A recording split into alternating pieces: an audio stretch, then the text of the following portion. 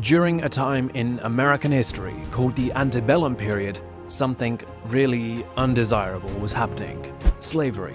Slavery meant that some people were forced to work for others without getting paid and treated like things that could be bought and sold. At the start of the 19th century, many people didn't like the idea of the transatlantic slave trade, where slaves were brought from Africa to America, so the people in power couldn't easily get new slaves like they used to. In today's video, we will see what were breeding farms during slavery. To keep their business of slavery going, they came up with a terrible idea: breeding farms. These farms treated enslaved men and women as animals, not human beings. Their main job was to have children who would grow up to become slaves. It was a way to make sure that there were always enough enslaved people to work on the plantations and do all the hard labor. Breeding farms were a horrifying part of slavery in antebellum America. Enslaved individuals had no control over their lives and were poorly treated by their owners. This system was cruel and unfair and caused so much suffering for those trapped in it.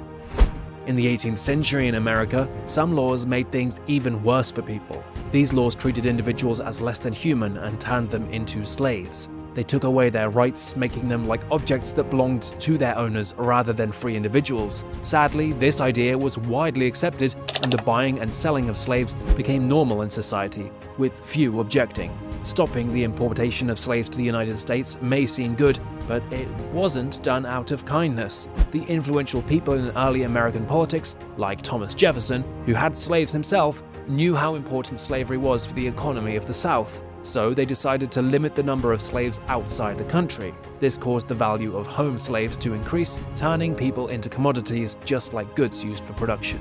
Virginia, the state where Jefferson lived, ended up becoming a significant hub for producing and selling slaves, even more than tobacco, which was already a significant crop at that time. It's a sad part of history when humans were treated as objects and traded like products, and it's essential to remember this dark past to make sure we build a fair and just society today. Around the 1800s, the transatlantic slave trade was coming to an end in Britain. William Wilberforce led a movement of Quakers and evangelicals, forming the Committee for the Abolition of Slave Trade. In 1807, the British Parliament passed the Slavery Trade Act, signaling a shift in attitudes towards slavery in colonial Britain. This led to increased calls for the abolition of slavery in America. However, during this time, the economic value of slave labor and its products was on the rise in America. The production of lucrative crops like sugarcane, cotton, and rice, especially in the Deep South and Western regions, became a significant source of political power. Before the American Civil War, the phrase King Cotton symbolized the monopoly slave states had over the abolitionist states in the North. The economic importance of cotton made the secession states confident that there wouldn't be a chance of war with the northern ones. In this complex period of US history, when slave labor was at its most profitable, even Congress and Thomas Jefferson supported calls for abolition. In 1808, importing slaves to America was prohibited, but the invention of the cotton engine increased cotton production, leading to a higher demand for labor. Despite the economic incentives, voices were calling to end this inhumane practice. This period marked a critical phase in the US's journey towards equality and justice. The 1808 Prohibition Act was intended to protect the internal slave market and had a chilling impact. Slave owners, in a cold and disturbing manner, referred to breeding as natural increase, even though it involved carefully managing and controlling enslaved individuals' reproduction.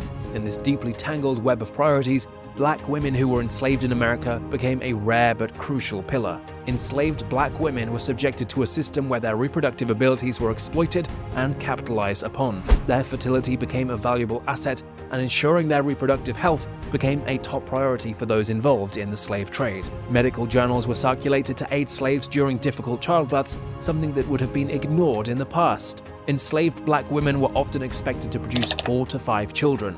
The high mortality rate among slaves made breeding even more important, as maintaining a steady supply of new slaves was critical to the economy. These women were treated like mere breeding stock, advertised as such when sold. In many cases, these women were constantly bartered and incentivized by slave and plantation owners. Shockingly, some were offered freedom if they bore an excessive number of children, like 15.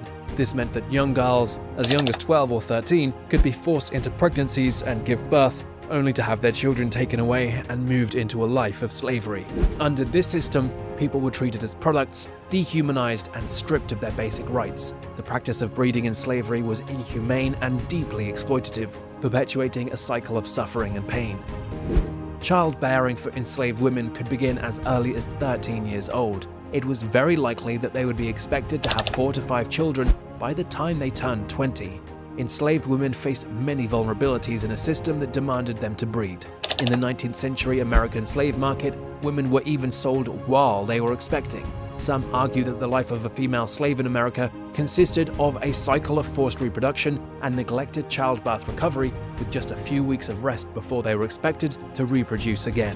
Enslavers were known to father children with their female slaves, denying them any rights or recognition as individuals. This system essentially turned women into breeding farms, with white owners enjoying illegal protection while their black counterparts had none.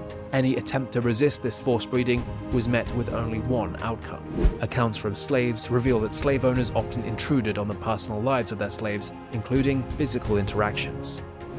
During slavery, arranged marriages and forced mating were a part of the breeding culture, treating people as mere property or chattel.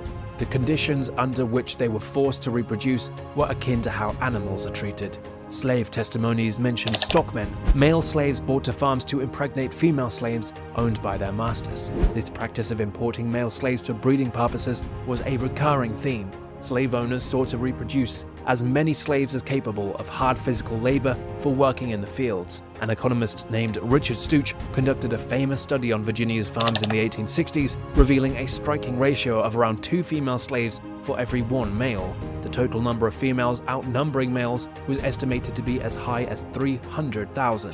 This gender imbalance served the lucrative domestic breeding industry. The inherent racist ideology ingrained in American slavery justified slave owners forcing their will on their slaves, and many believed this to be righteous. They ignored the systemic physical coercion in breeding farms, considering their actions superior to those of enslaved blacks.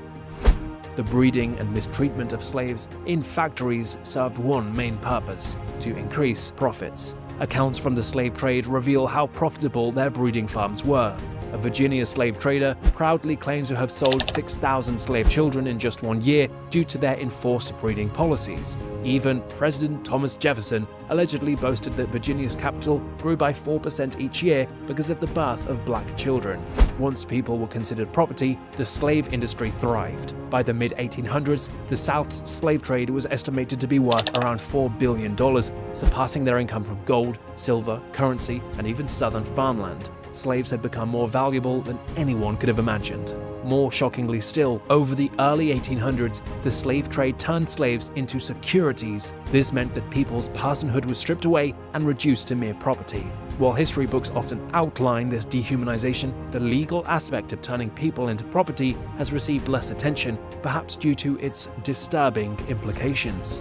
In the 1830s, slave owners sought to increase their capital and found a way to do so by mortgaging slaves. Banks were established in southern states, such as Louisiana and Mississippi, where slaves were mortgaged as properties to these banks. These mortgages were then packaged into bonds and sold globally, allowing people worldwide, even in countries where slavery was outlawed, to profit from these bonds. Ironically, the prohibition of the slave trade inadvertently led to the development of these financial routes in an allegedly enlightened world.